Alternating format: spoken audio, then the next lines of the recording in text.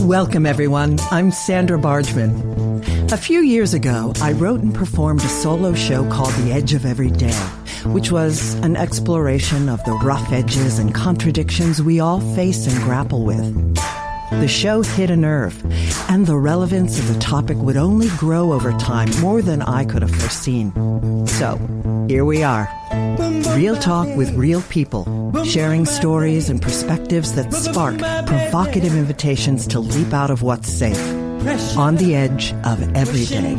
Thanks for listening.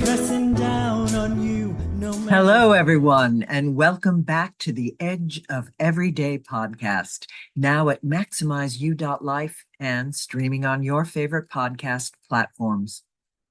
Are you a change maker? Do you walk between worlds, between cultures, between systems? If you answered yes to any of these questions, the Edge of Every Day is the place for you.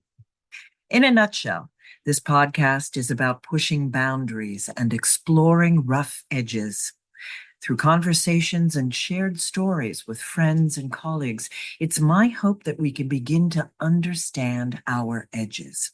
And what I mean by edges is those places where we are fearful, those places where we are resistant to change, those places where paradox and contradicting identities live in our beliefs and in our understandings, both individually and collectively.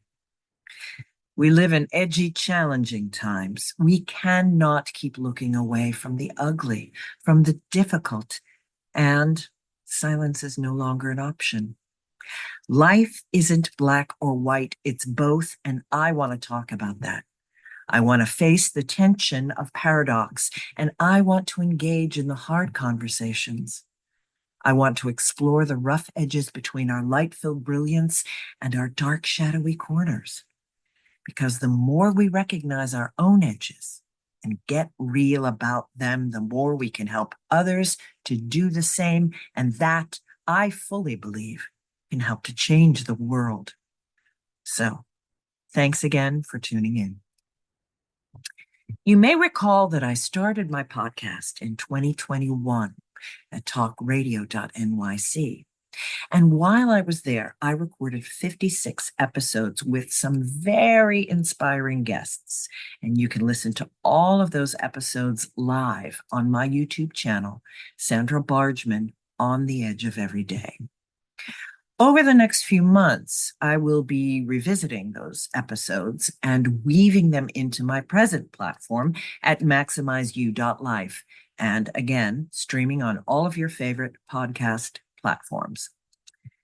Today's episode was recorded in January of 2022, and it is an absolutely remarkable, wonderful conversation that I had with my college friend, Joseph Lee, Jungian analyst and creator of the wildly popular podcast, This Jungian Life. It was a complete and utter joy to revisit this conversation. We reminisced, we laughed, we told stories, and we talk about our dark, shadowy corners, shadow work, projection, and how it can be applied to our current polarized political landscape and to the human collective in general. It's an absolute mini masterclass that Joseph gave in Jungian psychological wisdom, and I'm thrilled to share it with you here today. Enjoy. And without further ado, it's time to introduce our guest this evening. Joseph Lee is a Jungian analyst, educator, national lecturer, and podcast co-host.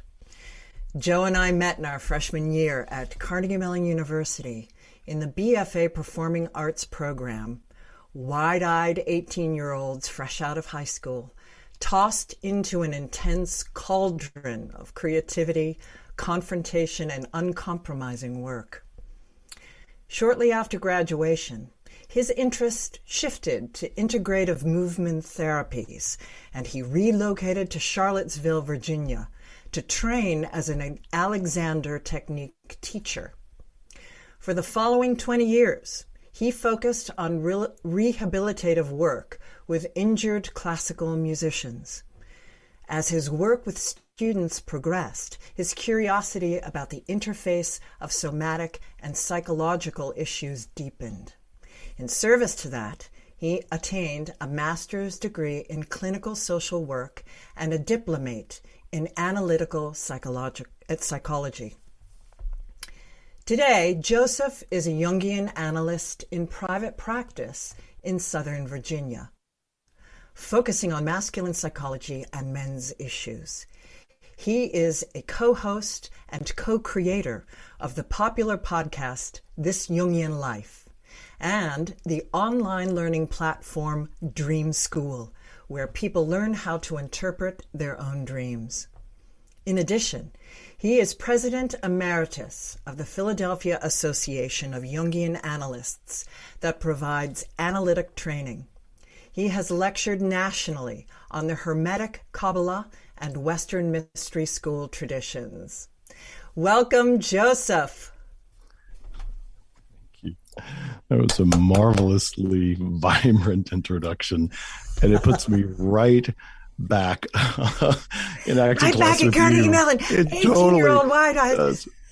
Absolutely. Trying to remember my lines actually was the biggest horror, of that time. I'm nothing if not energetic, and particularly with you. Oh my God, what a pleasure to have you on. Joseph and I reconnected probably like 15 years ago on Facebook, and then we've, been more in contact through our reunions. But I remember thinking, you and I seeing our posts on Facebook and seeing that we had taken these somewhat similar dot connections throughout our life, which I want to get into. But before we do that, I want to wish you a happy Chinese New Year. Because we're both into astrology. At least we were when we were 18. And we are both water tigers. I like it. That. We are both, which means we're calm, careful, and full of ambition. And we have strong learning ability and like new things. We embrace change. We're full of passion for achieving our goals. And just because it's Chinese New Year, I wanted to let everyone know that Jung, born in 1875, is a diligent, compassionate, and generous pig. There's an intro. There's an intro. That's a great intro. I love Chinese New Year. When I was little, I was always so proud I was a tiger, like wild tiger.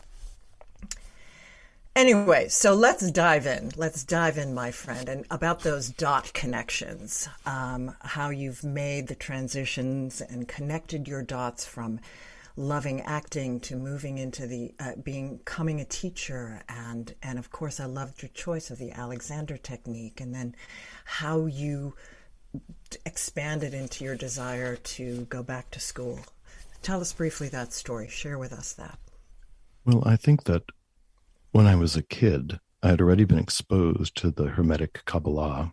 It was a strange and marvelous time. I was probably 16, and the school system in Long Island where I was raised in Huntington. Oh, that's right, Long Island. Yeah. I'm a New Yorker. Hey, my God. Oh, no, that's Pittsburgh. There you go. Just shot out of me.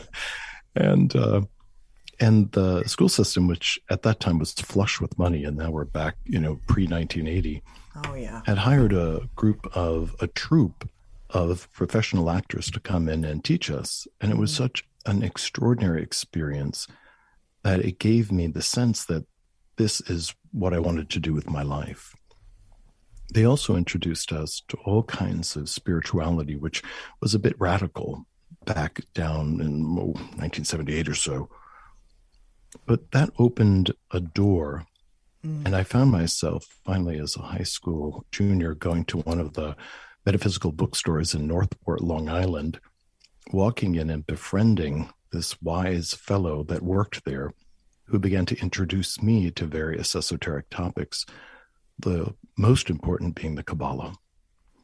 And there was something about the cosmology of Kabbalah that brought an ordering principle to my own psyche that I needed desperately at that time in my life. And little did I know that that archetypal draw was something that was going to be central to my career now here as I'm approaching 60 years old. So it feels like there was a mark that was set when I was a kid, right there at 16, that continued to slowly reverberate through various choices. So when it came time to choose a school, the only fun thing I could imagine was being an actor, having absolutely no sense of the reality of what that meant. And as you know, showing up at Carnegie Mellon, no sense of what that meant. Isn't this going to be like high school? I've got a barn, I've got a ladder. And then the first thing what happened, of course, at Carnegie Mellon is we were dispossessed of every fantasy that we could possibly have had about acting as a career and as a training process. And it was excoriating.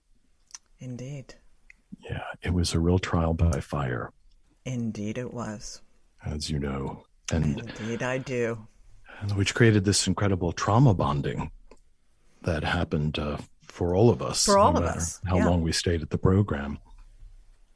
Well, exactly. And all of us are still so close. It's, and a shout out to all of them that are listening in right now. Absolutely. After I graduated from school, I was haunted by a particular memory of Bob Parks giving us Alexander technique lessons at Carnegie Mellon University. I love it, yeah. And there was something about the promise of what that could do that seemed like a solution, that my own childhood trauma that had been locked in my body and it created a tremendous stiffness, both, I think, in my psychology as well as my body. Perhaps those two things happened simultaneously anyway, needed to be resolved.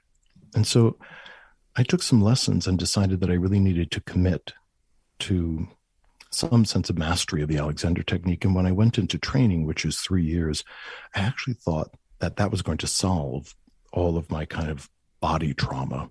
And then I would take Hollywood by storm. So, so those childhood memories are slow to die. So they are. Right about year 2, I realized that I was a really mediocre actor, but I loved being an educator and I loved teaching. I loved the intimacy of bodywork and touch. And I was thrilled to be able to move into this healing modality, which I did for about 20 years. And my communication skills, which we learned as actors, was essential because I was able to present. And so many people are not familiar with being a professional communicator. After about 20 years of that, and a lot of reading of Jung and a lot of other important material, I felt the inner call. It was this little gong went off and it said, it's time to change everything. Yeah. Closed up shop, went back to school, kept going back to school until everything kind of came together. And then finally in 2018, a friend of mine that I went to school with, Lisa Marciano, said to two of us, me and my friend Deb, how about we just do a podcast? We graduated from school. There's no other way we're going to stay in touch. Let's have fun. We don't know what we're doing. And we did have no idea. That's the best way to start a new project. And we all said, yes, let's do it. Let's throw it together. Well, that a brilliant intro to the podcast, at which we will pick up when we come back from our first break with Joseph Lee. Stay tuned, everyone. Hey there. Thanks for listening to me, Sandra Bargman, and my inspirational guests on the edge of every day here at MaximizeU.life. Making the choice to park my podcast on MaximizeU.life has been a game changer. Maximize You is an AI-powered technology platform to maximize your potential and propel transformation for a balanced, happier, and impactful life. It was a perfect fit. At MaximizeU.life, we ask, how can you alter your mindset, attitudes, and actions, and learn the fundamental values and perspectives to drive your growth? Customize your growth plan at MaximizeU.life to maximize impact and achieve your desired goals. Email us at coach@maximizeyou.life. Pushing down on me, pressing down on you, no man has fall. Under pressure, chipping around, kick my brain to the ground. These are the days it never rained, but it pours on the edge of every day. We are back with Joseph Lee. Leslie Ellis on Facebook. Just because you didn't take Hollywood by storm. I love her. Doesn't mean I'm a mediocre actor. It does not mean you are a mediocre actor. I highly concur. Thank you, Leslie Ellis. Thank you for defending my self-esteem. Yes. So, and back, thank you, Leslie. That's just beautiful. We're going to dive back in with this Jungian Life podcast, which boom, it started in 2018. And you've done over 200 episodes. What is your listenership? It's remarkable to all of us. But at this point, we have about 290,000 people a month. And that grows exponentially each month. So there is a certain momentum that we're experiencing. We've just passed 5 million downloads, which certainly compared to Joe Rogan is nothing. But for us as new people on the scene. But we're not on Spotify, so there. Keeping myself humble there. It's exciting, it's unprecedented, and it's opened some nice doors for all of us, which has just been remarkable. It feels like such a blessing. It's so good. It is just so good. It's three dear friends, Lisa, Deb, and Joe, sitting around, all Jungian analysts, sitting around, telling personal stories, sharing insights, Jungian insights, mythologies, archetypes, and just all building on each other. And then you finish with dream work, which, it's just from soup to nuts. It is so delightful. And the topics are everything that they feel mythological to timely to very personal. It's really a remarkable podcast. One of the niches that we were hoping to fill is to create a bridge between people who are not familiar with Jung's work and to create a kind of threshold for them to discover whether or not they're interested and perhaps take a step deeper. We knew that there were lots of erudite lectures on Jungian work that were easy to find, whether it's YouTube or podcasts. But we were really hoping that, people sitting around a coffee table in Peoria who'd never heard of Jung might come across the podcast and think, this is relevant. This is relevant to my life. Could provide a kind of solution for things that are troubling me. And so far, it seems like that is true. Yeah. And the feedback we get from the wider Jungian community is people are showing up for analysis, all over the United States, particularly saying that they've heard the podcast and now they're interested in going deeper. Yeah. That's amazing. That is so gratifying to all of us. Yes, truly so fulfilling, which is, of course, one of the plethora of reasons I wanted you on this is to open that door here. And in particular, because of the topic of this podcast, the edge of every day, to really understand the edge, because the edge is based on the shadow work, and that begins with Jung as the shadow self. I mean, you can think of the edge as jumping off the cliff. You can think of the edge as pushing boundaries. You can think of the edge as the quintessential lightness and darkness, double-edged sword.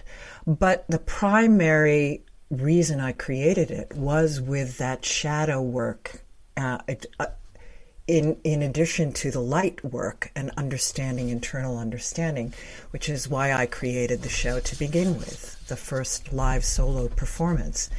So speak to us about what is the shadow? So in Jungian's concept, the shadow is everything that we don't want to be, but have a really strong reaction to. So we're all coming into the world as whole little beings. And as we're acculturated in our families of origin, in our school systems, in our friend groups, in our religious and educational institutions, we learn through these complicated feedback loops what parts of ourselves are going to be rewarded and what parts of ourselves are going to create problems. And as a survival technique, without even realizing it, we begin to parse out the things that are not okay and instinctively store them. We kind of banish them. That's a perfectly reasonable thing to do.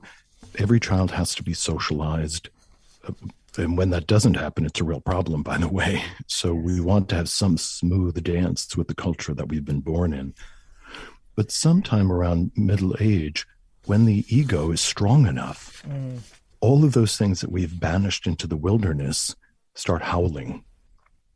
And so how I think about it is all the things that are not allowed go into a kind of internal wilderness and they kind of devolve. And when they come back, they kind of knock on our door with twigs in their hair and mud on their face and a little bit of squirrel blood on their cheek. And they're more primal than they were when they were banished. So it's scary for us to say hello to the things that were not allowed. The other thing which is so important is many of the things that are banished are gold, are incredible talents, which for whatever reason were disallowed in our family of origin. Yes. So finding those things is the essential first stage of most Jungian work. Yeah, our deep gifts that we are afraid to bring to the world because we learned as children that, and it sounds to me like in your case, some of your spiritual intuitions were a part of that. They certainly were for me. You know, strangely enough, when my parents started finding these strange books on my shelf, I think my dad just didn't understand them. He was raised Roman Catholic and just wasn't interested. Yeah. And as a matter of fact, my father was so naive that I was watching television and watching a David Copperfield special. And I said, Dad, that's magic. Magic's amazing. I need to find out more about this. So my dad, who's commuting into Manhattan, said, sure. So he comes back the next day and he tosses a paper book on my bed, and it's Llewellyn's Guide to Black Magic. Oh. So I read it, and I'm like scaring the pants off myself. It was so frightening that this existed, but that was kind of a strange spiritual initiation. But it speaks to just how innocent my own parents were about spirituality. That worked in my favor because they also were not oppressive about the things that I wanted to investigate. I couldn't have anticipated how important that would be later on in my life. But coming back to shadow work, there are a couple of ways that we find shadow, and one is through projection. When we're finally ready to be in a self-confrontive crucible, one of the things that an analyst will do is ask you about the people in your environment that you have a disproportionate amount of disdain for. The people you can't stand, the person at work that makes your blood boil, the political party that you just can't tolerate hearing a single word about that, or your neighbor that you just want to howl at. Right. And, sometimes we're legitimately angry at people, but when it seems like it's overdone, what's happening is that the part of us that we find unacceptable is beginning to rumble. And in an attempt to help us realize it, our own psychological center begins to highlight anyone that seems to have those properties, even in a tiny nodal way, and make us focus in on it. So we're kind of obsessed with this thing that they have, and we're sure that we don't. So that's the beginning of the confrontation. It comes from within us. Oh, absolutely. So I how much time do we have, Kyle? Because this will dictate which direction I go in my next question. because I want to share that the story that I told you about my family member. But that I want to open into the political realm. And 4 minutes. Okay. So thank you, Kyle. So in terms of then the goal of analysis, of Jungian analysis, is to mine these shadows and to see how, using the understanding of projection and using dreams. So we might project things onto our neighbors, for instance, and then find them intolerable. But often at night, we will dream of figures that frighten us, nightmares, which are, by the way, the most interesting dreams, because the thing that we're running away from, the thing that we're so horrified about, is some kind of a psychological value that we find intolerable. And if it catches us, it's going to demand recognition. So people have lots of great stories where they're dreaming of this monster that's running after them, and somebody says, you've got to remember in the dream to turn around and say, boo back to it. And then often if people can do that, or more importantly, they might be able to say, what are you here to teach me? Yes. That figure will almost always stop dead in its tracks. It will look at you and it will tell you a piece of information that you actually need to know, which at this point in your life is rarely as frightening as it was when you banished it 30 years earlier. Indeed. And that's an incredible revelation. And it's through this mechanism of dream encounters that the psychological center of your personality is able to slowly tweak the things that you're running away from and bring you towards them. Now, if we know something about shadow work, we can actually run towards it so that we don't have to be punished by our own psychology. Jung said something famously, that the things we refuse to be conscious of, we meet as fate. Indeed. So the more that we can accept the intolerable things in us, or as one of my friends said wonderfully, my beloved degenerates that live inside, the more we can welcome them, the more peaceful our outer relationships will be. And I have seen that work absolutely amazingly.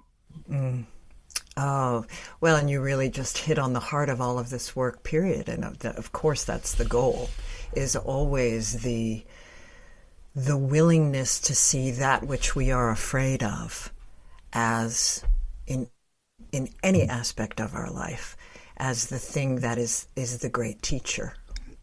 That includes, our shadow work, what triggers us, trauma that happens to us, always being willing to, and this is not in a toxic positivity kind of way, in a genuine, I must look at every challenge, no matter how difficult, to find some sense of a silver lining and some teaching and some wisdom. And that goes to something central in Jung's work, that everything that we find painful is a part of ourself that will make us whole, that has the promise of restoring us, which sounds counterintuitive, but it promises to be true, that our symptoms, whether they're depression or anxiety or overeating for that, have embedded in them the secret that we refuse to let ourselves know. I love that. Well, and that is a perfect segue. We're going to take a break, and when we come back, Joseph, we are going to talk about a dream and a situation and get into some of the shadow aspects of our political life. When we come back, stay tuned on the Edge of Every Day. Hey everyone, thanks for listening to me, Sandra Bargman, on the Edge of Every Day here on MaximizeU.life. I am committed to having courageous conversations around the important issues we face in our complex world. You may know that I'm a lifelong performing arts professional, and I am a seminary-trained and ordained interfaith minister. But did you know that I'm an impactful communication teacher?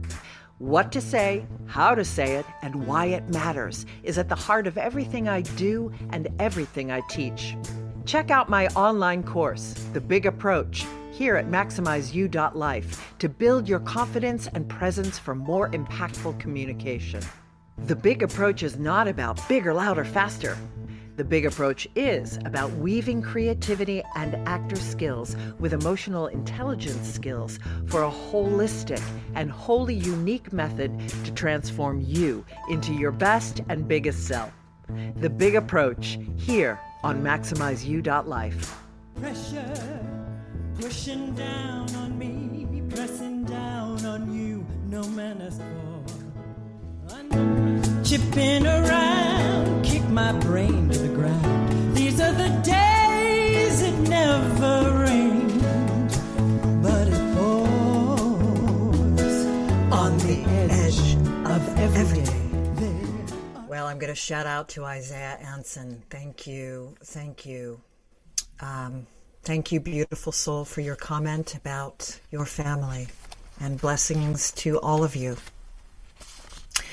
So we're going to pick up with this. I want to start with this little story that feels like such a perfect little microcosm into all sorts of unpacking into our political shadow. It took place, my family and I and my husband and a few family members, my parents and a few cousins and such, and some family friends were all met in Asheville. We were all together there for a reason, and we had brunch at the Biltmore Hotel, which was fabulous. And we're walking, and my cousin and I got ahead, and we were somehow got on the conversation of reality TV. And I'm sure it's because it was somewhat new at that time, and we were he was talking about it, and I just was staying quiet and not really getting involved in the conversation. And finally, he asked me what I thought about reality TV, and I said, "Do you want me to be honest?" And yeah, please tell me what you think about it. And I said, "Well, I think that it appeals to the lowest in all of us. I find it cruel and crass and demeaning and scapegoating and all of those things combined." And I said, in addition to that, I have a sense that if it continues and grows, it will have dire consequences in our culture in the future, which was quite prophetic. And when I had finished, he told me he thought that I was condescending. And of course, at the time, I said, well, that's just simply because you think that I'm saying those things about you because you like it, when you asked me my opinion. At the time, I was unwilling to see that there was a shadow in me, a righteousness. There was a righteousness about that. But there was, it was a commentary on his shadow, a commentary on my shadow, our projections. And it was also about projections and shadows within media, and where and our political, I was the condescending elite in this conversation, what was a baby political conversation. And, so it feels like this fantastic little microcosm into our political scene and our social networks and all of it. Just fast forward, it's explosive and out of control. So with that, can you speak to us about the political shadow and how that has been growing and manifesting?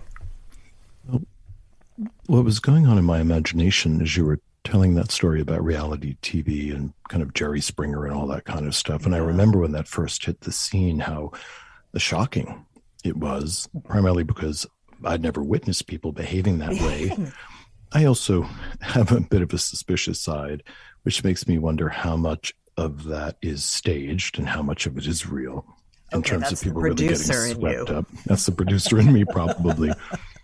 But I was thinking about the way that the collective needs a place to ritualize what is intolerable in the civil society. Yes. So in the Roman era, people had the gladiators. They would go to the Colosseum, and then they would witness these horrible behaviors of murder and killing animals and killing people. And then they would go home, and they would be less inclined to exercise that behavior with each other. It was a way of placating a kind of ferocious animality in the unconscious of the collective. And so those kinds of displays of savagery, whether it's just emotional savagery or some kind of a boxing, ring or any other thing, right, or a football field for that matter. Yeah. It's a way to discharge primal libido in service to keeping the culture somewhat civilized. And I think that if we sanitize the culture too much, that goes underground, and a kind of sadism begins to percolate up in other environments that is garbed as help and goodness and religiosity. And we all have stories about tremendous sadistic behavior that has been delivered, maybe to us, maybe to other people, in the name of making someone better, making them a finer person. So it's dangerous to suppress too much in the collective. It's best to provide an arena where things can play out within a certain amount of boundary, and that humans, at least thus far, seem to need that. Thus, the proliferation of incredibly violent movies, incredibly sexual movies. Something in the human culture wants to engage that, and it is safer if it's engaged in the imaginal world. Indeed. So, stepping back to your other question about what's playing out in the political arena, I think I'm going to oversimplify that just for the point of our conversation. I'm sure there are wiser people than myself that could get into political theory. But what I'd like to lift up is the process of themification. And turning people, individuals, into groups that become them and us. Mm-hmm. And every time we whitewash the particularities of a group of people, it makes it easier for us to then project our own uncivilized parts onto them, and then to punish them or seek to punish them in the way that we secretly punish ourselves when no one is looking. Yeah. So those savages, those brutes, those dangerous folks, and I'm not savage and I'm not a brute, and there's nothing dangerous about me, except when I'm full of rage and I'm, running after them with a pitchfork and a torch. Yeah. So it's very difficult to pull the generalization off and to force ourselves to see each of the people in the crowd, for instance, as complicated individuals that have a history and that have a trajectory that we don't know about. This is a central idea to Jung, which the Romans called telos. And telos means that everything in the universe is moving towards an inherent purpose. Yes. Now, if we don't want to think about that in terms of planets and trees, we can at least believe that most human beings that have a consciousness are actually driven in a direction. And we might be moving in that direction in a way that is extraordinarily unskillful or clumsy, or perhaps highly conscious and elegant. But there is a purpose behind even the most troubling behavior that we might witness. If we can remember that and also find it in ourselves, then we can take the tiny step of imagining that that might be possible in the people we call our enemies. Indeed. Well, and I think that you've really touched on the heart of the self-judgment that is at the heart of this kind of othering. That who decided that this aspect that I'm projecting onto them that I don't want to see in myself Of course, you've mentioned that we've gotten it in our childhood, but at some point there can come a time when we aren't so harsh and judgmental on these impulses that we have, and our willingness to take a look at those and to be more embracing of them. Because if we are embracive of them in ourselves, then of course we will with others. And then again, this connects with curiosity. Say more about that. What are you thinking when you say curiosity? Well, as a highly curious person, and I suspect that you are as well, I created my own little word for it, curiositive. I am deeply curious about others, other cultures, other ways of doing things. I am, as an edge walker, I am very future-oriented, very comfortable with change, very comfortable with other ways of accomplishing things. This is not to say that I don't have a big fat judgment person inside of me in my shadow, but because I think that I do. But that doesn't get in the way of me being curious about others' behavior and a lessening of my judgment around how they choose to navigate in their journey. I think that's beautifully said. And I think when we remember that we resort to judgment, and I claim this for myself as well, because we're all in the same soup, I go to judgment when the anxiety that's provoked by what I'm looking at becomes intolerable. Yes.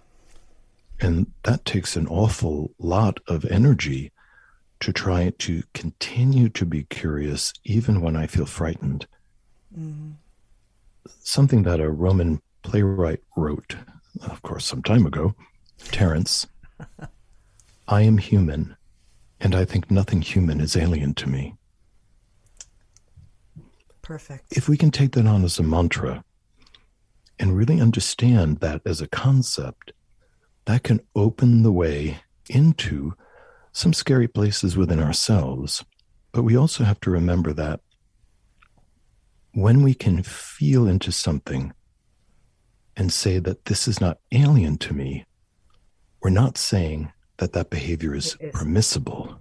And what I want for myself. Right. I may not want to do this thing that the culture says is criminal, and nor do I want to pay the cultural prices of that. But I can say that I understand how somebody gets to that moment. Yes. And if I were in those conditions, I absolutely could find myself acting very similarly. And I'm deeply grateful that at this point in my life, I'm not in those conditions. Yeah. Well, and I'll close out. This makes me think of actor training, when actors say that, my character would never do that. And I was always, how do you know that your character would never do that? Given the right circumstances. We can all be capable of a lot of things that we may not think that we're capable of. But beautifully, beautifully said, beautifully shared. Thank you. We are going to take a break. And when we come back for our last quarter, we're going to talk about dream work. And I have shared a dream with Joseph that he's going to do a little dream work on. So stay tuned on The Edge of Every Day with Joseph Lee. Chipping around, kick my brain to the ground. These are the days it never rained, but it pours on the edge of every day. And we are back on The Edge of Every Day with Joseph Lee, and we are talking dream school and dream work. Now, as we mentioned in his spectacular podcast, thisjungianlife.com, for those of you that want to look it up and listen into it. At the end of each episode, they review a dream that has been submitted by a listener. And you guys also run a dream school. We do. Can you tell us quickly about your dream school and how we can, or do you want us to jump into the dream first and then we can close up with the dream school? You can tell us all about that. Yeah, maybe that's a better thing to do. Okay. Right. So do you want me to share the dream? Yeah, I'd love for you to read it and just put it in the space and re-evoke the feeling of it in yourself. So this is a dream that I had the night before last. As I was preparing for thinking about what I wanted to ask Joseph, and it was a delicious dream and not one that is the type of dream that I have. I was in a very large house, and I was on the top floor, 3 or 4 stories.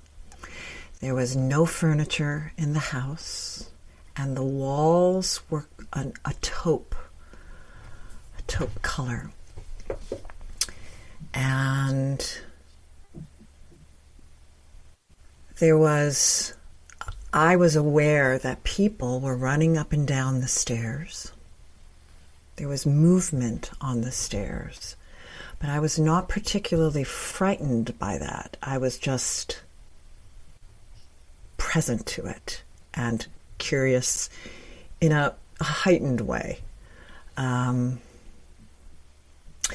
There was a door, there were windows, and there was a door and on this top floor that I was on.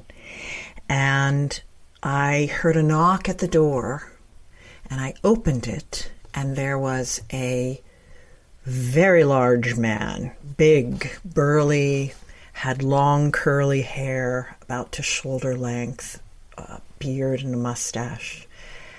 And he was enormous, not still human-sized, but a huge human-sized man.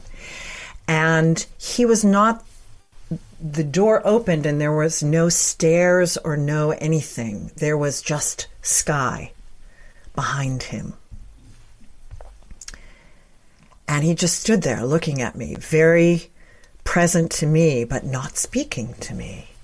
And in the room with me, running around behind, not engaged with me, not asking for my attention, but certainly there, was a red fox.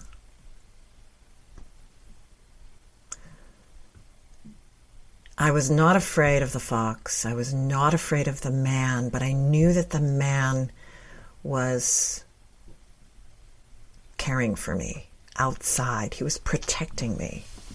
And then I woke up.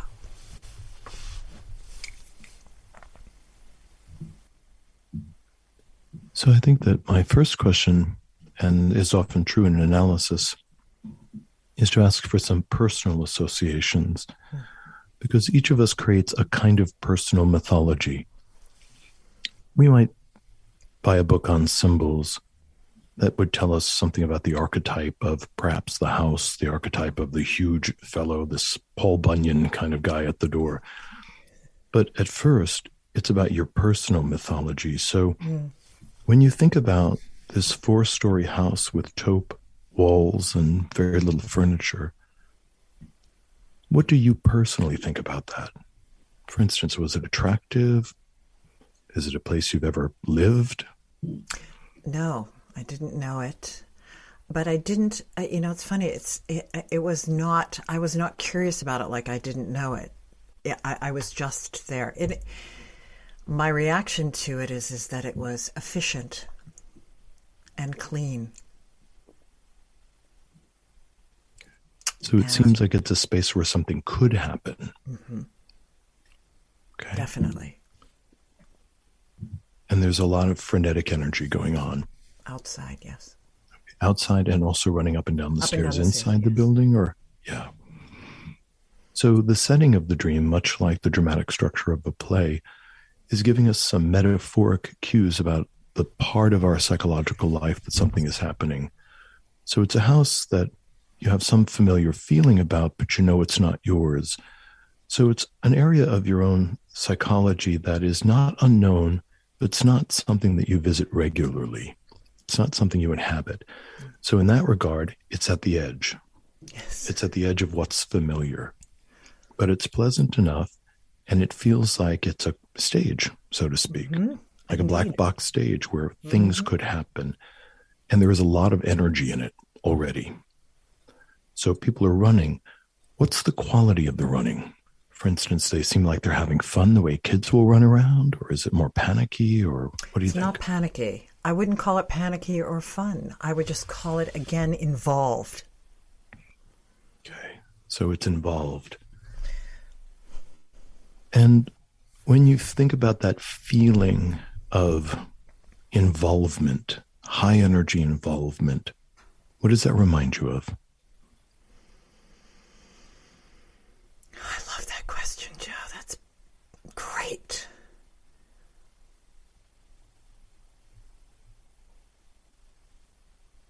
It feels invitational if I want to, but there is no pressure to join in. Okay. Okay. So if you were to continue to meditate on this, you might notice that that feeling corresponds to several environments around you, several opportunities that have a lot of energy that you're looking, but you're not sure you want to step into yet. They're not scary, but you're not sure that you want to claim it. Yeah. And be swept into it yet. And then there's a knock at the door, and you answer, which is interesting, even though it's not your home. But there's this movement towards ownership. Yes. Which is a little bit more personal than it was at the beginning of the dream. And we have this tremendous, powerful, long-haired man. Is he garbed in a particular way, or is he naked? I wish he was naked. No, no. He, I don't have a sense. He's clothed, but I don't. It's light colored. I don't have 3 minutes. Where are the 3 minutes? All right, well, we'll move it along. Oh, my goodness. I have 6 minutes of here. Right. When we think of big, are we talking like he's an 8-foot man, or are we just talking about he's 6'3"? No, he's maybe like 7 foot. He's 7 foot. So This is an unusual fellow. We don't often see 7-foot people, although we sometimes do. And he's standing there in a way that it doesn't sound like he's trying to force his way into the house. It's more declarative. Yeah. He's saying, I exist. You have to answer the knock. So think back to your ministerial training. And who knocks at the door? Those who need to be served. Yes, and Christ. Well, of course, but I think of all of the servants, all of the masters, all of them, and those, and the people who come, who want to be served. It can be. Yeah. It can be all of those with needs. But he is big. So to your point, yes, there was a sense, there wasn't a curiosity to be served. There was I am here to serve you energy. And reassuring you. To your point, yes. So the message that comes from that symbol, because he's a metaphor, he's a symbol, and the symbol is big, powerful, masculine, I am safe, and I am safe unto myself. He doesn't represent something outside of you. He represents some potency inside yourself that from time to time, if it falls out of consciousness, needs to knock on the door of your mind so that it can remind you, hey, I'm here. I haven't gone anywhere. I'm still around here. Yes. And inside the house of your psyche, there's you and this instinct that the fox is an instinctive... Fox, the edge walker. Yeah. The one who's there at twilight, investigating, the playing. Cunning, smart, observant. Absolutely.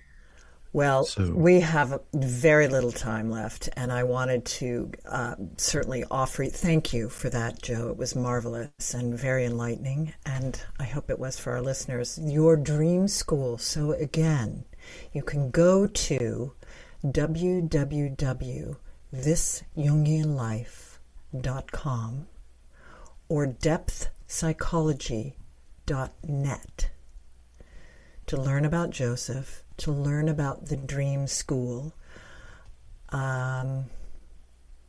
Is there anything you'd like to add to that before we sign off? We'd love to see you there. Please feel free when you go to the website to send us an email, ask us any questions. And just so that people know, we're assuming that dream work is new to you, so don't be shy. Jump right in. We'll take you right from the beginning all the way through a 12-step process. And at the end, we feel confident that you will be able to absolutely unpack your own dreams. And we also have online dream groups that people are forming, which are international, and they're developing friendships, and two people started a romance. They met online. But it's just really amazing. I would love to be a part of happening. This, Joe. This sounds just marvelous. Well, I've been fascinated with dreams forever and ever. Sure. But so again, thisjungianlife.com. depthpsychology.net. I'd like to thank you, Joe, for being on my show. I just have loved having you on. Thank you so much. My pleasure. It's a joy. Just wild. To see your smiling face. Just a wild joy. And thank you to all of you listening in. I hope you will check out Joe's podcast and his Dream School. Thank you for listening in. You can check me out at sandrabargman.com or theplumth2.com. Remember, you are always at the edge of the miraculous. Thanks again. See you next Monday at 7 p.m. This is our last dance. This is our last dance. This is ourselves under pressure. Under pressure. Under pressure.